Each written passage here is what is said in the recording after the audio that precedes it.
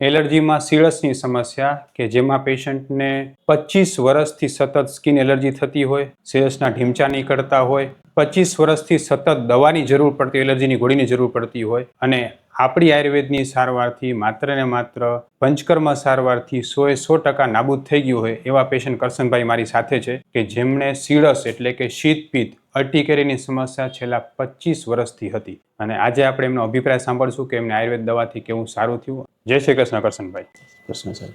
કરશનભાઈ, તમને શેની સમસ્યા હતી ને શું થતું હતું કહેશો જરા? આંખોમાં બળતરા થાય, પછી માથામાં ખંજવાળ આવે, આખા શરીરમાં એમ બધે ખંજવાળ આવે, પછી ખરજવાની અમુક તકલીફો હતી. બરાબર છે. કેટલા વર્ષથી આ સમસ્યા શરૂ થઈ તમને? હા તો 25 વર્ષ ઉપર થયા છે, ઓછા નહીં. 25 વર્ષથી સતત તમને સ્કિન એલર્જીની સમસ્યા હતી.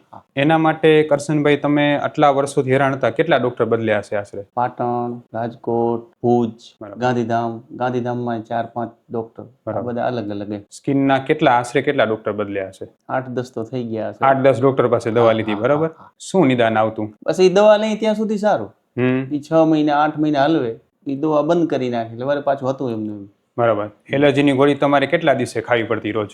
ઈ ડોક્ટર દેતા ત્યારે તો રોજ ખાવી પડતી હતી, પછી વળી એમ કહેતા કે ભાઈ આ તમને થાય તકલીફ તો વળી લઈ લેજો એક ગોળી. એટલે ડોક્ટરે નિદાન શું કર્યું તમને? શું કીધું એમ શું તકલીફ છે? કે આ એલર્જી છે, મટી જાય તો મટી જાય ને કે ન મટે એમ રાજીવન ગોળી ખાવી પડે, કેનાથી ન મટે. હા હા હા, બરોબર છે. તમને આપણી હોસ્પિટલની જાણ કરી દીધી કે આપણે આવી સારવાર કરી છે એવી રીતે? એટલે એક બે મારા સાડો મોહી આડેસરથી દવા લીધી હતી. નીલીબેનને તો ઘણો આખું ફાયદો જ થઈ ગયો. 9 મહિનામાં આખું લોહીમાંથી બધો રોગ નીકળી ગયો. મારા સાડાએ મને વાત કરી હતી મોહનભાઈ, હા, કે તમે અહીંયા દવા સારવાર કરાવો. હા, બરાબર છે. તો પછી આપણે જે છે એ પંચકર્મની સારવાર કરી, આપણી 6 મહિના રેગ્યુલર દવા ચાલુ જ રહી, તમને કેટલા ટકા ફાયદો લાગે અત્યારે? ત્યારે એમ માનો કે ખંજવાળ આવતી જ નથી, એમ કેવું તો કહેવાય. જે તમારી એલર્જીની ગોળી તમે 25 વર્ષથી ખાતા હતા, હવે ખાવી પડી છે ક્યારે? ના, બિલકુલ નહીં. એલર્જીની ગોળી એમની પડી, હજી લીધી નથી લીધી. જે તમારે કેટલા દિવસે ખાઈ લેવી પડતી? એ તો 3જે દિવસે એટેક કરે એટલે ખાવી જ પડતી. હા, જ્યારે એલર્જીનો એટેક આવે ત્યારે કેટલા બધી શું તકલીફ થતી? પેલી તો આંખો બળે, પછી માથામાં ખંજવાળ, પછી આ બધી આખા શરીરમાં ખંજવાળ. કેટલા ઢીમચા ઉપડે? મોટા ઢીમચા ઉપડે, લાલ ચામડી થઈ જાય ને આમ લાંબા લીસોટા થાય. આમ આપણે ખંજવાળી લાલ ગુમ ચામડી થાય, ઢેમચા ઉપડે, પછી આમ ક્યાં ખંજવાળ આવે નક્કી આખા શરીરમાં બધી જગ્યાએ ખંજવાળ આવે. બરાબર. કાંઈ હુજે નહીં, મગજ ફરે પછી તરત. એટલી હવે ભાઈ ક્યાં ગોળી ખાવી જ પડશે, મારે ગોળી લેવી જ પડશે, નહીતર ના લે. મારે જાઉં તો મારે ગોળી ભેગી રાખવી પડતી. અને એના કારણે પછી તકલીફ ઘણી બધી થતી છે. કોઈ પણ ખાવામાં કઈ ફેરફાર થાય તોય તકલીફ થઈ જતી? ખાવામાં તો કાંઈ પણ ખટાશ તો બિલકુલ ન ખાઈ શકો. ખટાશ જરાય ન ખાઈ શકો? ખટાશ નહીં, ઓલું તીખું ઘણું નહીં. તો તમે કોઈ પણ જગ્યાએ બહાર જતા છો, તમારે ખાવાનું બધું ધ્યાન રાખવું પડશે ને, તો તકલીફ. પછી એમ ખાવામાં સાહેબ ખાઈ લઈ, પછી એમ ખાઈ લીધા પછી ટેન્શન આવે, ગોળી ખાવી પડશે. હા, બરાબર છે. ગોળી વગર હાલે જ નહીં. ગોળી વગર હાલે નહીં. ખાતો તો બિયા ખાતો હોય. બરાબર. અને જે તમે બધા અલગ અલગ ડોક્ટરને બતાવતા, તમે કીધું 7-8 ડોક્ટર બતાવે અલગ અલગ જગ્યાએ, પાટણ ને ભુજ ને બધી જગ્યાએ એક જ પ્રકારની દવા એવી બસ કંટ્રોલ થાય. એના કારણે બનતા થોડું આંખામાં તકલીફ આવી ગઈ, પાછળ સાઈડ ઇફેક્ટ ઘણી, દવાઓ ગરમ ઘણી પડી. બરાબર. ખરેખર જે છે એ કરશનભાઈને જે પ્રોબ્લેમ હતો એને આયુર્વેદમાં શીતપિત્ત નામનો રોગ કહેવામાં આવે છે. એલર્જીની ગમે એટલી ગોળીઓ ખાઓ, એલર્જીની ગમે એટલી ધ્યાન રાખો, એલર્જી કરનારી વસ્તુ ન ખાઓ તો પણ એલર્જી થતી હોય એનું મેઇન કારણ એ છે કે આ લોહીના બગાડને કારણે થાય. આયુર્વેદમાં આને રક્ત દોષ કયો છે. લોહીમાં જ્યારે પિત્ત અને કફ બંને એક સાથે વધે ત્યારે આ પ્રકારનો પ્રોબ્લેમ થતો હોય છે અને એમાં પેશન્ટ એટલા બધા હેરાન થતા હોય છે કે ગોળી વગર એને ક્યારેય ચેન નથી પડતું હોતું. આ રોગમાં આયુર્વેદમાં રક્ત શુદ્ધિ કીધેલી છે. જ્યાં સુધી લોહીનો બગાડ શુદ્ધ નથી થતો, લોહી શુદ્ધ થાય પંચકર્મથી અને પછી જે દવા લાગુ પડે એનાથી આ મૂળમાંથી મટે છે. જેમ આપણે કરશનભાઈએ વાત કરી કે હવે ગોળી ક્યારેય ખાધી નથી, છેલ્લા 3 મહિના થઈ ગયા. પંચકર્મ સારવાર પછી જરૂર નહીં પડી હોય ક્યારે? ના, એના પછી. તો પંચકર્મ સારવારમાં તમારો અનુભવ કેવો રહ્યો? તમે 7 દિવસ સળંગ? બહુ સરસ. 7 દિવસ સળંગ આપણી ટ્રીટમેન્ટ થઈ, તમે આખે બધું ધ્યાન રાખ્યું અને એનાથી તમને શરીરમાં તાત્કાલિક ફાયદો લાગ્યો? એના પછી જ ફાયદો થયો. અને એ શરૂ કર્યા પછી જેમ કે તમે પ્રોબ્લેમ આવતો કે વચ્ચે ગોળી ખાવી પડતી, એ ખાવાની બંધ થઈ ગઈ, બરોબર છે? પછી તમને શરીરમાં સ્ફૂર્તિ કેટલી વધી? તમે કહેતા હતા શરીર આળસવાળું થઈ ગયું દવાઓ ખાઈને, એમાં કેટલો સુધારો થયો? એમાં ઘણો ફરક પડ્યો. કારણ કે જીવ જ વર્ગ્યો હતો કે ખંજવાળ આવે. એલર્જી આમ આખા શરીરમાં એવી થઈ ગઈ હતી કે આપણું મગજ સમતલન ન રહે એમ. અને એ હમણાં આનાથી આપણે જરાય પ્રોબ્લેમ, હવે એકદમ શરીર ફ્રી રહે છે. હવે ખોરાકમાં શું શું ખાઈ શકો છો? ખોરાકમાં બધું ખાવું છે એમ. પેલા જેટલી તકલીફ નહીં એમ.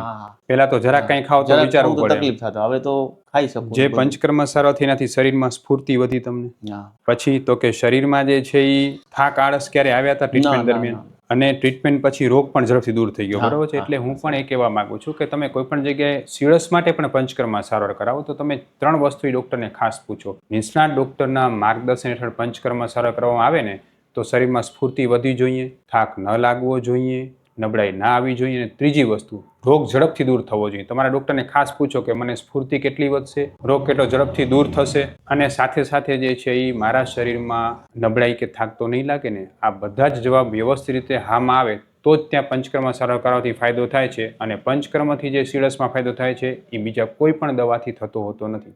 હું ડૉક્ટર વિશાલ પંડ્યા, એક MD આયુર્વેદ ડૉક્ટર છું.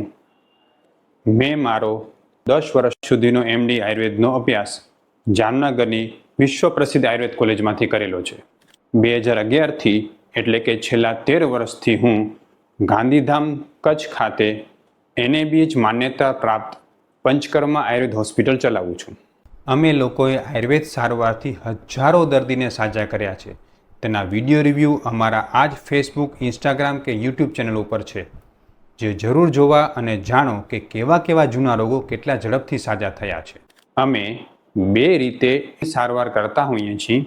સૌથી પહેલાં તો કચ્છ કે એની આસપાસના દર્દીઓએ હોસ્પિટલમાં રૂબરૂ બતાવવા માટે આવવું, અને બીજું કચ્છથી દૂર રહેતા દર્દીઓ માટે ઘર બેઠા ઓનલાઈન દવા પણ મંગાવી શકે છે.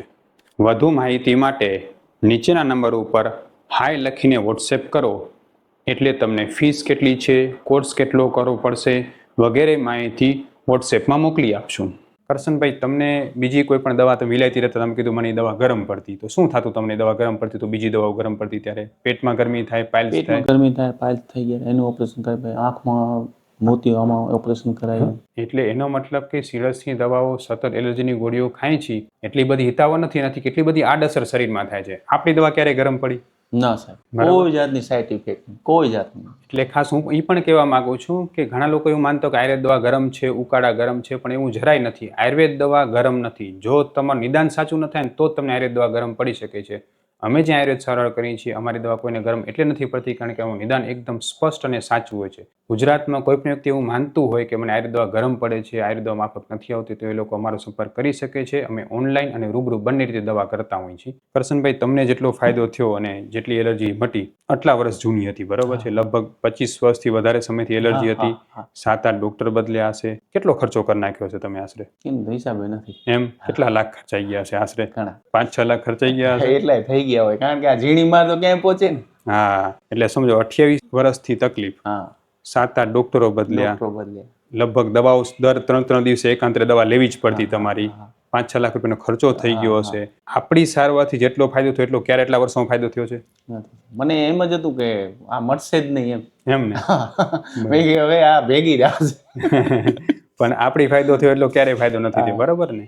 એટલે ખરેખર જે છે એ તમારા જેવા ઘણા એવા બિચારા પેશન્ટ હશે કે જેને સીળસની એટલી મોટી પરેશાની હશે, એને તમે આપણી હોસ્પિટલની સારવાર છે તમે શું કહેશો? હું તો કહું કે અહીંયા એક વખત આવવું જ પડે. એમ બતાવો, સાહેબની મુલાકાત લ્યો, દવા લ્યો, ફાયદો થશે, એમ 100% ફાયદો થશે. બરાબર છે. અને તમને જે અનુભવ થયો, તમારો વિડીયો આપણે એ લોકોમાં શેર કરી શકીએ કે જેથી લોકોની શ્રદ્ધા વધે? ફેસબુક, ઇન્સ્ટાગ્રામ, યુટ્યુબમાં મૂકી શકીએ? હા 100% સાહેબ મૂકો. કેમ કે મને સાહેબ ફાયદો થયો છે, બરાબર? એટલે હું તો કહું ને કે મને તો વિશ્વાસ જ નતો કે આટલી ઝડપથી મને મળશે. કારણ કે 6 ને 8 મહિના તો બધા ડોક્ટર કને લીધી જ હતી મેં દવા. મુરગું ઉલટાનું બીજું પ્રોબ્લેમ થઈ ગઈ, બીજી તકલીફ થઈ ગઈ હતી, એમ સાઈડ ઇફેક્ટ થઈ ગઈ. સાઈડ ઇફેક્ટ થઈ ગઈ. આમાં તો મુરગો મને ફાયદો થયો. હજી કોઈ ગાયગા સીડીઓ ચડી ના આવ્યો, કે પેલા હાફી જતો. જે આપણે સેકન્ડ ફ્લોર છે, હું ગાયગા સીડીઓ ચડીને આવું છું. બરાબર, આપતો નથી. એટલો બધો ફાયદો. પછી હાલવામાં આજે મને થોડા ઘણા હજી હતા દુખાવા. તમે કીધું કે આ ઘી ને એનાથી તમને આ કેલ્શિયમ વધશે, તો ગુડામાં ફરક પડ્યો, આ થોડું ઢીચણમાં ફરક પડ્યો. બરાબર. અને બીજી અગત્યની વાત શું કે કરશનભાઈ જે છે એ આયુર્વેદને પંચકર્મ સારવારમાં એને પુષ્કળ અમે ઘી ખવડાવ્યું અલગ અલગ રીતે. તો કરશનભાઈને એમ કે મારું કોલેસ્ટ્રોલ તો વધી નહીં ગયું ને, કોલેસ્ટ્રોલ રિપોર્ટ સાવ નોર્મલ છે, બરોબર છે? આજ તમે કોલેસ્ટ્રોલ રિપોર્ટ પણ લઈ આવ્યા, જે 100% નોર્મલ છે, બરોબર? એટલે આયુર્વેદનું પંચકર્મ જે છે એ શરીરને હંમેશા દરેક રીતે સુધારે છે. અને ખૂબ સરસ ફાયદો આપે છે. ખૂબ ખૂબ ધન્યવાદ કરશનભાઈ. જય શ્રી કૃષ્ણ. જય શ્રી કૃષ્ણ.